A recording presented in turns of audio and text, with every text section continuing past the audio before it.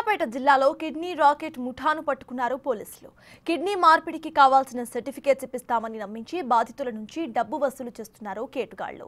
కోదాడకు చెందిన నరేష్ అనే వ్యక్తికి విజయవాడలో కిడ్నీ ఆపరేషన్ అని చెప్పి బాధితుడి నుంచి 22 లక్షల రూపాయలు తీసుకున్నారు. డాక్టర్స్ కు డబ్బు చెల్లించకుండా ముఠా పరారైంది. బాధితుడి ఫిర్యాదుతో కేసు నమోదు చేసి విచారణ జరిపిన పోలీసులు 6 నిందితులను పట్టుకున్నారు. ఇప్పటి వరకు 10 ఆపరేషన్స్ లో ముఠా పాల్గొన్నట్టుగా పోలీసులు గుర్తించారు. ఒక మనిషి కోదాడ పట్టణాన్ని పరిధికి చెందిన ఒక వ్యక్తి కిడ్నీలు ఖరాబ్ అయితే అతని ఈ కిడ్నీని తీసుకోవడం కొరకు విజయవాడకు చెందిన